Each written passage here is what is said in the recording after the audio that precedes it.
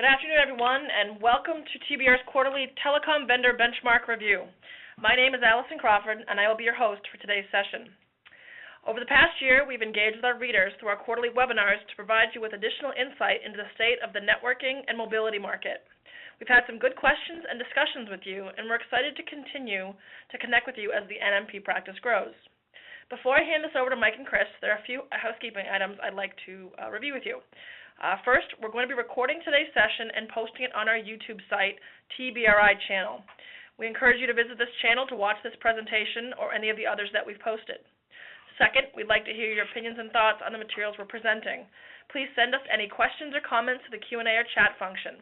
Mike and Chris will address them at the end of the presentation, or if you'd like a more detailed client inquiry, please reach out directly to Mike and Chris at the end of the webinar to set up that discussion. Third, we're going to send you the slides within 24 hours of the conclusion of the webinar. You can also find these slides, as well as other thought leadership pieces, webinar decks, and commentaries on SlideShare at www.slideshare.net/TBR_market_insight. And we'll be sending, at the end of the presentation, all of the social media links are there, so if you didn't catch that right now, don't worry, we'll get it at the end of the presentation.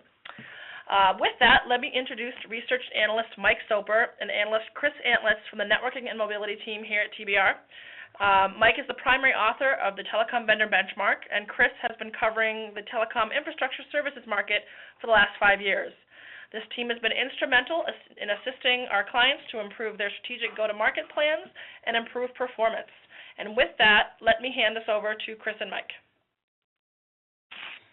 Thank you, Allison. Welcome, everyone, to our most recent Telecom Vendor Benchmark review. My name is Mike Soper. So on this slide, we're just going to give you a brief background on the Telecom Vendor Benchmark. So within the benchmark report, we give an analysis of some of the leading vendors in the telecom industry. The vendors, their logos are located on the bottom of the screen there.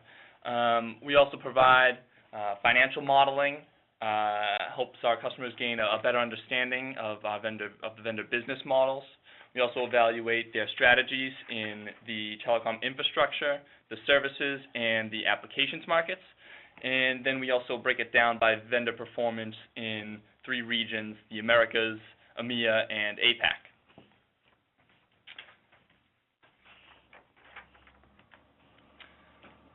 To begin, we'll review some of the key themes from the 4th quarter of 2012.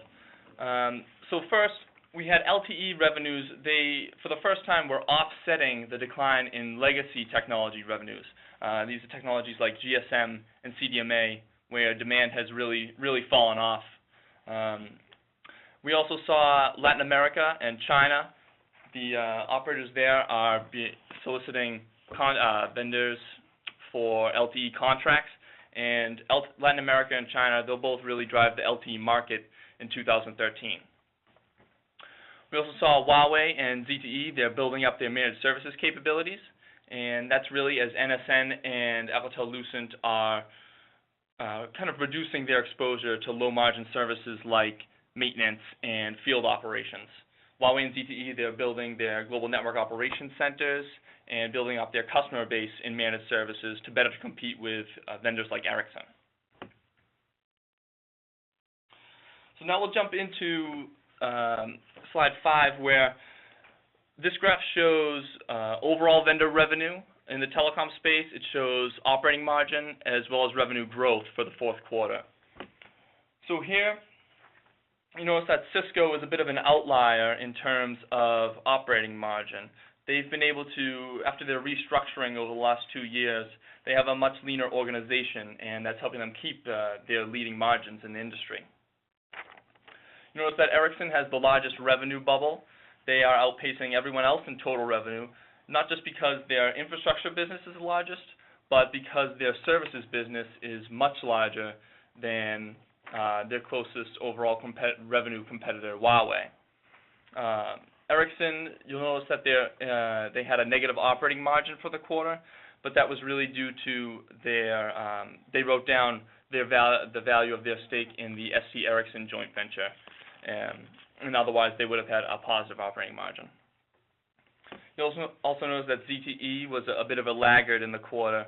Their low operating margin is really due to they have many infrastructure deals with emerging markets operators, and these contracts have typically very, very low margins, and some of them may even be unprofitable. NSN, just to focus on them for a second, they had a much improved quarter in terms of operating margin.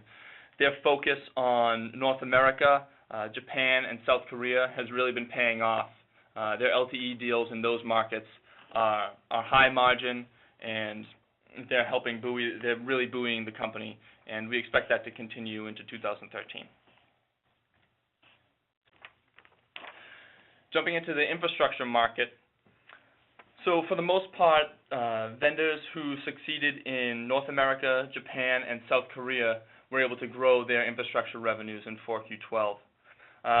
This is especially evident with companies like NSN, who had LTE infrastructure deals with all three Tier 1 operators in South Korea, as well as 2 Tier 1 operators in Japan, and also Ericsson, who has LTE contracts with all 4 Tier 1 operators in the United States.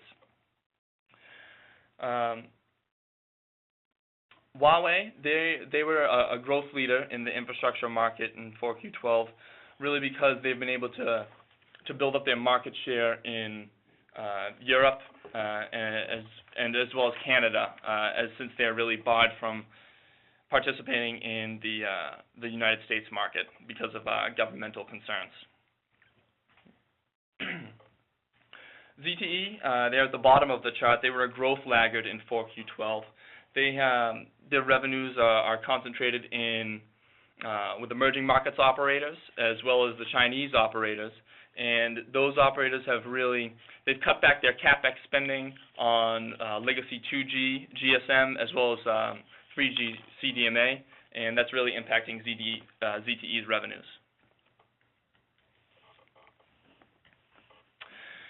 Over to the application space. Most of the application's revenue right now is coming from OSS BSS. Vendors are looking to CEM as well as cloud to be growth drivers of the future, but the revenue just isn't there right now.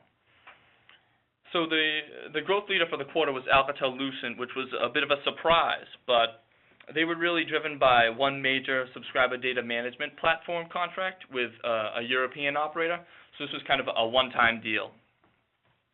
IBM, they were the revenue leader for the quarter. They have a legacy base of customers who contract with them for OSS BSS. Although IBM's they've launched initiatives to upsell cloud solutions as well as analytics to operators.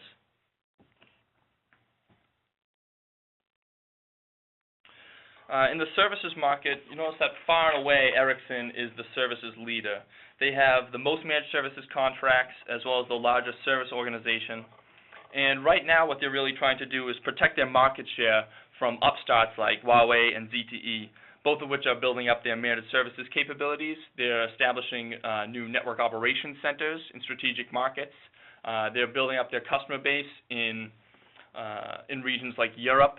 And so Ericsson is really trying to protect their customer base there so that they can later on sell LTE equipment and CNSI services to the European operators. Alcatel-Lucent and NSN, their revenue growth was impacted by they're shifting their focus to high-value services like CNSI, and that's really impacting their growth.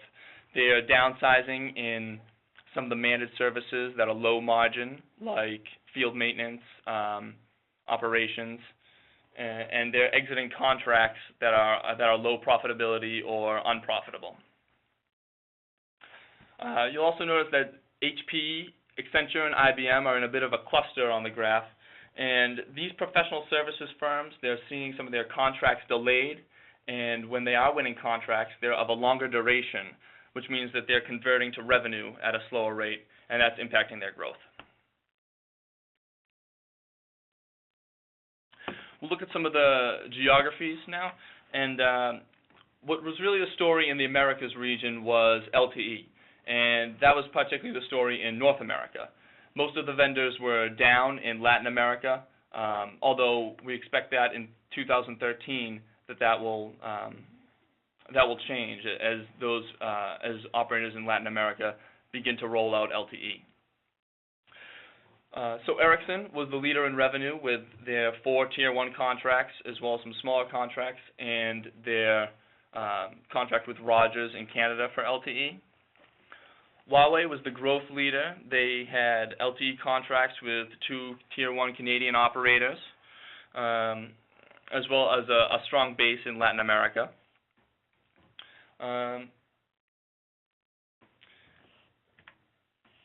If we look at the EMEA region, the real story here is that operators have really cut back on their CapEx spending and in favor of smaller modernization type projects. And when they are doing these modernization type projects, they're looking for the lowest cost vendors, which is helping vendors like Huawei and ZTE take share in the market from some of the incumbent vendors like Alcatel-Lucent and NSN. Ericsson has focused on maybe taking on contracts with lower profitability in order to protect their base in Europe, in order to help them win LTE deals in the future, likely in 2013 and 2014.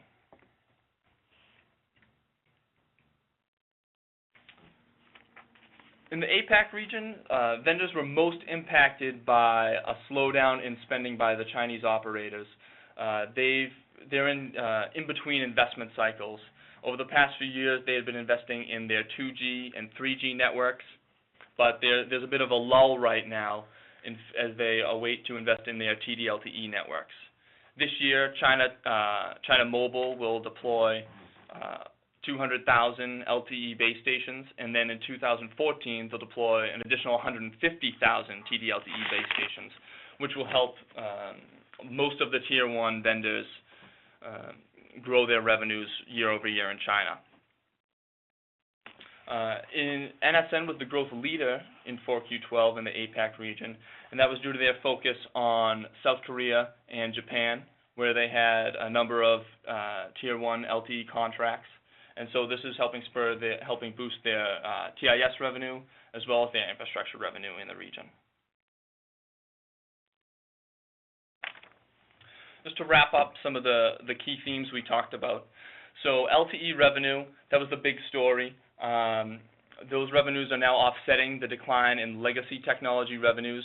North America, South Korea, and Japan were the big drivers in 4Q12. In 2013, we're expecting Latin America and China to be the big drivers of LTE revenue as China Mobile ramps up their TD-LTE spend and most of the Latin American operators get in on the TD-LTE rollout trend. We're also, we also saw ZTE and Huawei continuing to build up their managed services capabilities, really at the expense of NSN and Alcatel-Lucent, who are reducing their exposure to the low-margin services and being able to better compete with leading vendors like Ericsson. Hi, this is Chris. So before we jump into questions, I just want to highlight our research agenda here at TBR. Every quarter we refresh what areas of the market we're going to be looking at, and we identify hot topics.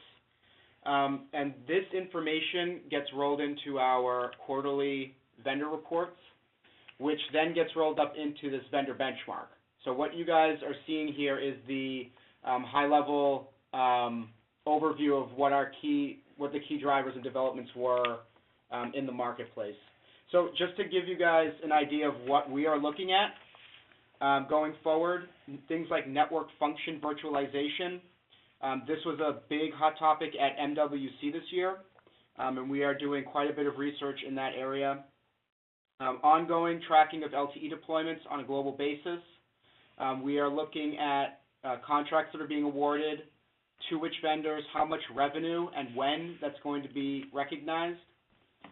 We're also looking at enterprise solutions, which is an area that some of the traditional network equipment providers for telecom are now trying to expand their addressable market and get into the enterprise space now. Particularly, Huawei ZTE have been the most vocal about doing this. And the fourth thing that we are looking at is consolidation.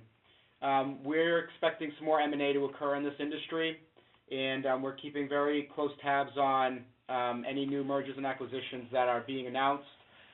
Whenever there is one, we are doing a deep analysis into what does that mean for the two companies that are getting together, and also what's the impact on competitors on a global basis.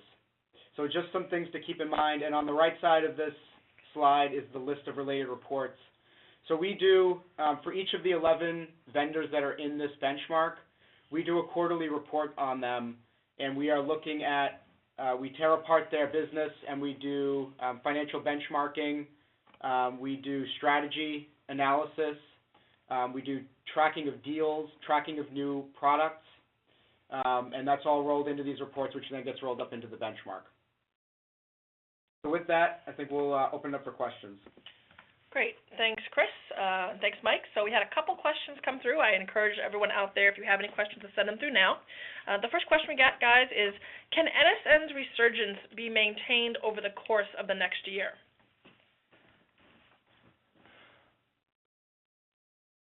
NSN's resurgence can definitely be maintained over the course of the next year. They have, while some of the Tier 1 operator contracts that they have in South Korea and Japan, those will wind down a little bit since those operators are finishing up their LTE deployments in terms of coverage, but they'll begin to invest in capacity, and NSN certainly has the ability to win those deals. During the course of 2013, NSN will also be deploying LTE for T-Mobile, and that's a high-margin contract, so they'll be able to maintain margins through that. They've also been executing very well on their restructuring initiative. They're ahead of schedule in terms of meeting their margin goals, and we expect that to continue over the next year. Yeah, just to elaborate a little bit on what Mike said, we've really seen NSN have a breakout year last year. Their restructuring program, they have been making very good progress on that. They are ahead of schedule. We're seeing the recovery in their margins. I mean, they reported record margins last quarter on both gross and operating margin. And much of that is driven by the South Korea and Japan business that we saw come in. However, we are seeing those contracts start to peak as the coverage deployments are finishing up in those two countries, and then the shift is going to focus to more of capacity. Elsewhere in the world, NSN is also getting some good traction in LTE. They are one of the leaders in the number of LTE contracts that they have. They are starting to get some traction in the U.S. with the T-Mobile contract. So overall, we are pretty positive on what that firm's doing. They're executing very well, and they're getting very good visibility in the market. Okay. The next question we have, why are HP, IBM, and Accenture stuck in negative growth in almost all segments and regions? Yeah, I'll take that too. So those three firms, so let's just take a step back for a second and talk about professional services market in general. We've seen this in 2012 in general. There was a slowdown in professional services. Now, when I say that, that includes the traditional consulting and systems integration for both hardware and applications. So what happened is because of the economic issues that are going on in Europe in particular, we've seen operators extend the duration of their contracts, and that is causing revenue recognition by the vendors to be stretched out. And it's also affecting the volume of contracts coming online. We've definitely seen a shift towards focusing on operations reduction, so OpEx reduction, as opposed to contracts where operators are looking to implement new either business models or do transformation. So those are more of the discretionary projects that operators are looking to shelve in favor of these OpEx reduction. And again, that's primarily Europe is the anchor here. They're the ones that are really cause the market to decline, and HP, IBM, and Accenture bore the brunt of that. Okay, the next question we have that came through: what countries in APAC will have more activities in LTE areas, and which vendor is in a good position to capture that demand?